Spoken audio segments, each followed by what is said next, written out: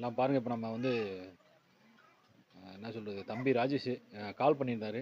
அதாவது வீட்டுக்கு முன்னாடி ஒரு பாம்பு இருக்குதுன்னு கால் பண்ணிட்டாரு. எப்போயுமே நம்ம சேனலில் சொல்லியிருப்போம், அதாவது 6 மணிக்கு மேலே எல்லாமே இந்த விஷப்பாம்புகள் தான் நடக்கணும்னு.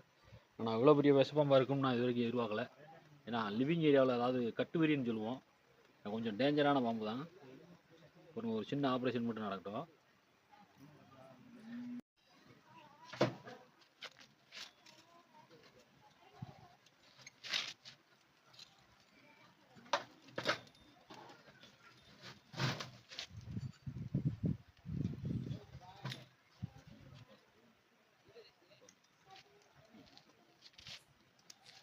அது இது வரைக்கும் நானே இந்த இவ்வளோ பெரிய கட்டுவிரியன் பாம்பு பார்த்ததில்லை.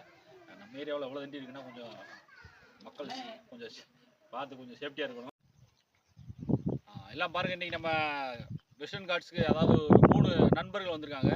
அந்த 3 நண்பர் யாரான்னு பார்த்தீங்கன்னா, ஒன்றில் வந்து தண்ணி பாம்பு, இன்னொன்றில் வந்து கட் பென்ஷன் சொல்லுவோம், அது வந்து நான் பாய்சன் தான். இதுவுமே நான் பாய்சன் தான். இதில் வந்து இந்த டாப் லிஸ்ட்டு 4% சொல்லுவோம்ல, அதாவது பயங்கரமான விஷத்திலே பயங்கரமான விஷம் கொண்ட பாம்புகள் 4. அதாவது நம்ம சேனலில் இருக்கே சொல்லியிருக்கோம், கட்டு விரியன், கண்ணாடி விரியன், சுருட்டை, அப்புறம் இன்னொன்று நம்ம நல்லபாம்பு.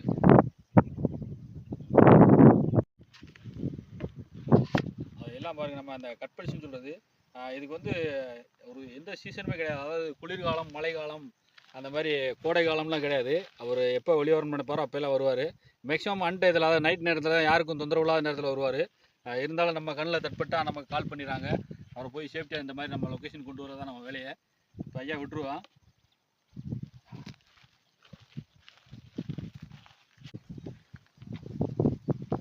அது பெரிய பாம்புகளை கூட கண்ட்ரோல் பண்ணிடலாம்.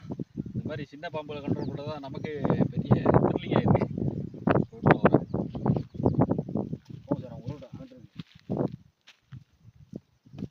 இவ்வளோ பெரிய பாம்பு நானே பார்த்ததே இல்லைன்னு.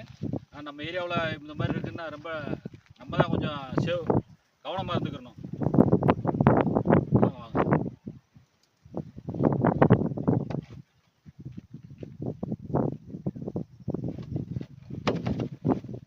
சொல்லியிருக்கேன், இவ்வளோ பெரிய இந்த கட்டுவிரியன் பாம்பு வந்து நான் இது வரைக்குமே பார்த்தது இல்லைன்னு.